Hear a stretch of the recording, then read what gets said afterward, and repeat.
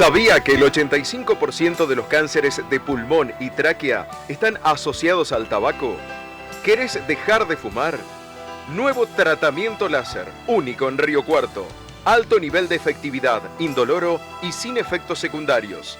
Podés comunicarte al 46 43 654, Tejerina Norte 241, Río Cuarto, o en la página web www.juancarlosmartinez.com.ar.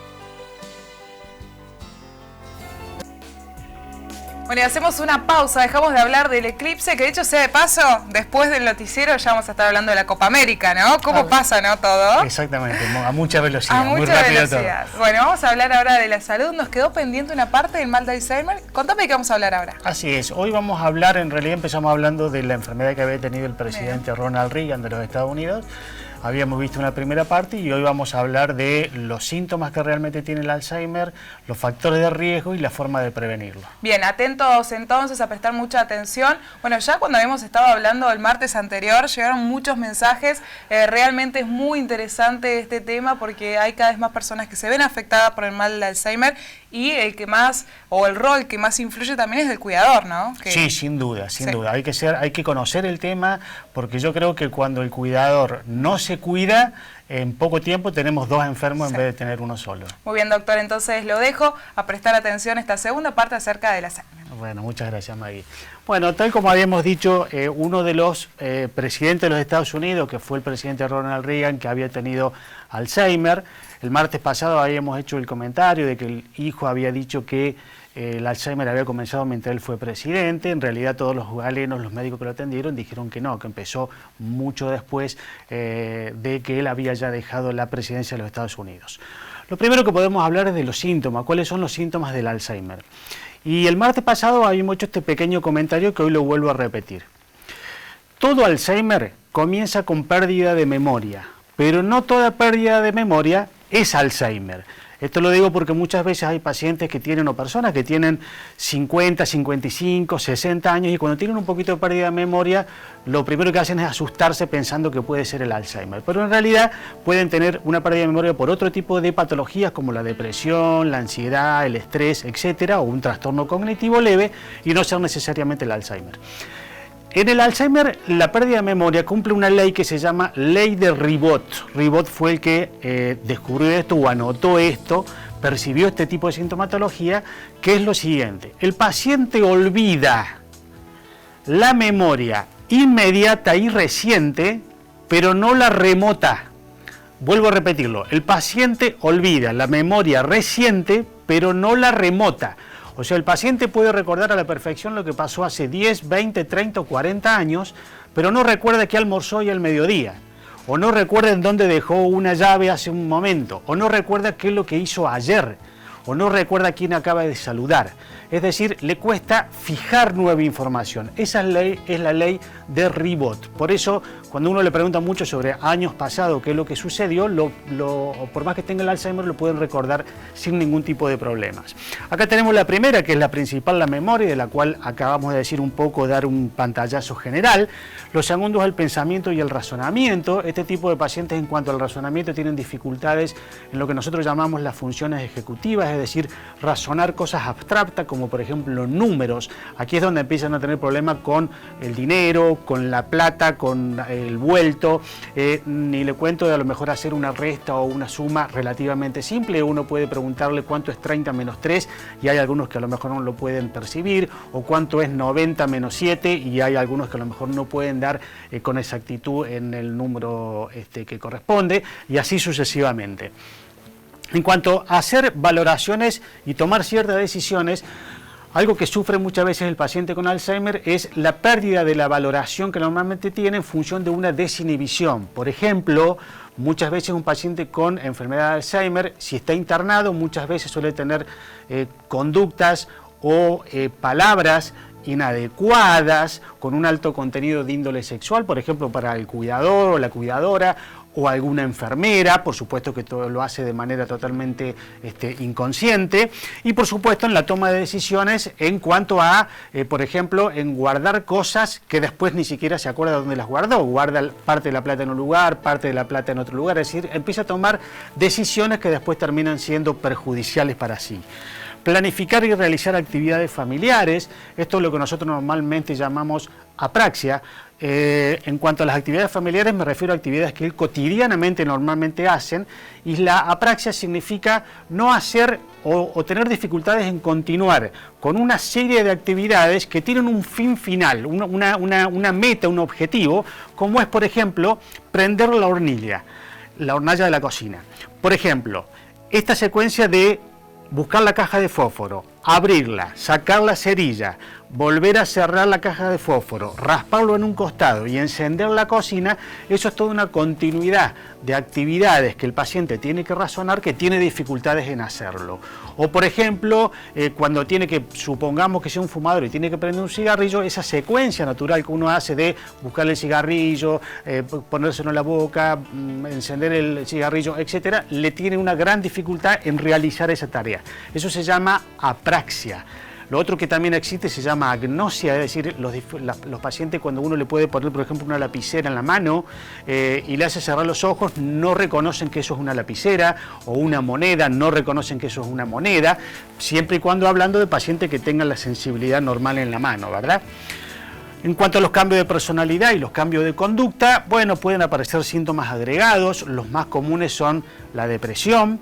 El paciente se puede irritar, el paciente se puede poner agresivo, se puede poner delirante, es decir, empieza a sentir que hay personas que a lo mejor le quieren robar, lo quieren perjudicar, sobre todo en el tema jubilatorio y en el tema de su herencia. Muchas veces observa o piensa que sus hijos evidentemente lo quieren traicionar o lo quieren perjudicar con la herencia anticipadamente antes de que la persona fallezca, y así sucesivamente. Es decir, estos tipos de síntomas que aparecen son síntomas agregados que normalmente se tratan cuando es una depresión, cuando es una paranoia, un trastorno delirante o alucinatorio, con psicofármacos determinados y con un tratamiento multidisciplinario adecuado en función, acuerdo de cuál es la sintomatología que predomina en el paciente.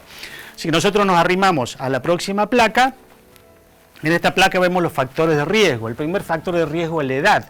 Recordemos que el martes pasado hemos visto una placa en donde de los 65 años en adelante el paciente empieza a multiplicar por 2 exponencialmente cada 5 años la probabilidad de tener riesgo de enfermedad de Alzheimer. Es decir, en términos generales es común que se encuentre después de los 65 lo que se llama demencia senil. Existen muy poca gente que tienen demencia presenil, o sea que aparecen antes de los 65 años, pero no es lo más común, lo más frecuente.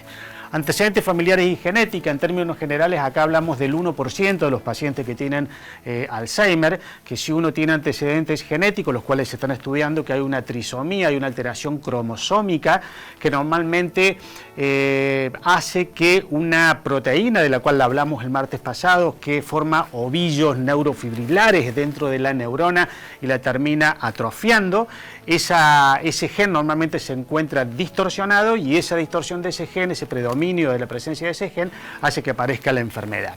El síndrome de Down, recordemos que el síndrome de Down es una patología que en realidad pueden tener la patología del Alzheimer, me refiero a esto, y que normalmente aparece entre 10 a 20 años antes que las personas que no tienen síndrome de Down. El deterioro cognitivo leve, esto es importante porque en el deterioro cognitivo leve es cuando el paciente empieza a tener un poquito de pérdida de memoria, pero sigue teniendo actividades cotidianas, sigue teniendo actividades digamos normales o con un desarrollo normal dentro de la vida, es decir, sigue estudiando, sigue trabajando, sigue siendo un empresario, sigue haciendo las actividades que está haciendo normalmente con una ligera pérdida de memoria. El paciente muchas veces cuando está allí siente un poco de angustia porque se da cuenta de la pérdida de memoria y por supuesto hay que estimularlo y plantearle que eso no necesariamente tiene que ser un Alzheimer, pero cuando tiene un deterioro cognitivo leve es como una especie de paso previo, es decir, hay que cuidarlo más porque el paciente, si no lo cuidamos y no empezamos un tratamiento preventivo, es muy factible que el paciente termine en el Alzheimer. traumatismo craneal en el pasado, eso también es más frecuente que genere un Alzheimer, y el estilo de vida y salud del corazón. ¿Por qué pongo el estilo de vida y salud del corazón? Porque nosotros en medicina tenemos una regla que dice que todo lo que le hace bien al corazón, le hace bien al cerebro, y todo lo que le hace mal al corazón, le hace mal al cerebro. Con lo cual, si yo cuido el corazón, estoy cuidando el cerebro. En cuanto a los estilos de vida, todos sabemos que, por ejemplo, si yo hago ejercicios y me hace bien el corazón, también le hace bien al cerebro. Si yo tengo colesterol alto y perjudico el corazón y las arterias coronarias, también perjudico a las arterias cerebrales, con la cual puede venir con más rapidez el Alzheimer. Y si vamos a la próxima placa, acá vamos a ver las medidas de prevención. Las medidas de prevención, por ejemplo, bueno, recién dije realizar ejercicios físicos. Realizar ejercicio físico, todos sabemos que agiliza todo lo relacionado a la cuestión cardiovascular. Recordemos que el cerebro tiene arterias cerebrales, las carótidas que van hacia acá, los costados hacia arriba, y después forman las arterias cerebrales. Esas arterias, mientras más tengan movimiento y fluido sanguíneo, siempre es mucho mejor. El ejercicio es bueno para la mente, para el Alzheimer, para evitar el Alzheimer, para evitar los infartos. Recién dijimos que con respecto al tema del corazón pasa exactamente lo mismo que en el cerebro. Si cuido el corazón, estoy cuidando el cerebro. Consumir productos frescos, aceites saludables, esto significa comer sano. Si yo como omega 3, o sea, grasas que son poliinsaturadas, voy a tener menos probabilidad de tener un Alzheimer, porque eso me sube mucho menos el colesterol, y al tener menos colesterol tengo menos probabilidad de que las arterias cerebrales se tapen, se ocluyan, porque después hacen pequeños o micros ACV, y eso en definitiva termina haciendo que las células se terminen atrofiando. Controlar la presión arterial alta, la diabetes y el colesterol. Si yo tengo presión alta, es más factible que nuestras arterias cerebrales se tiendan a romper, porque normalmente cuando aumentamos en edad empieza a tener menos flexibilidad, con lo cual controlo la tensión arterial, el colesterol y la diabetes. Yo realmente estoy previniendo esta cuestión del Alzheimer, que como todos sabemos se trata pero no se cura. Y por último, no fumar. El no fumar también es importante, porque recordemos que el monóxido de carbono, que normalmente existe en el tema del cigarrillo, tiene 240 veces más potencialidad, Maggie, de subirse arriba de una hemoglobina para que sea transportado al resto del organismo que un oxígeno. Bien. Esto significa que yo tengo que tener 240 moléculas de oxígeno contra una de monóxido de carbono para que tenga posibilidad de que la molécula de oxígeno se suba. Bien. Y sea transportada. Así que si yo dejo la célula del cerebro sin oxigenación, no puedo pretender que las células trabajen bien y sentirme bien yo. Bueno, tener en cuenta todos estos ejercicios de prevención que podemos hacer para no padecer el mal de Alzheimer, y por supuesto todo lo que también comentabas antes, cuáles son los factores de riesgo y demás, ¿no? Sí, por supuesto. Yo siempre digo que, bueno, hoy gracias a Dios existen tratamientos, insisto, no que curan, pero sí que podemos prevenirlo, y una vez que apareció podemos retardar el avance. Bien. Existen fármacos especiales para eso, existen tratamientos multifacéticos o multidisciplinarios, como por ejemplo la estimulación neurocognitiva. La estimulación, que a veces es una cosa muy sencilla, es decir, yo siempre digo, órgano que no se usa se atrofia. Claro. Entonces yo el cerebro lo tengo que trabajar permanentemente, leyendo, estudiando, aprendiendo información nueva, haciendo palabras cruzadas, sopa de letras, etcétera, etcétera. Todo es bueno para prevenir el Alzheimer. Perfecto, doctor. Muchísimas gracias. Gracias a vos. Bueno, vamos a hacer una pequeña pausa. Tras ella, ¿saben quién visitó también los estudios de Somos Río Cuarto? Aquí donde está usted, doctor. El intendente Juan Manuel Llamosa se estuvo respondiendo a algunas preguntas, y además vamos a continuar con más noticias. Ya volvemos.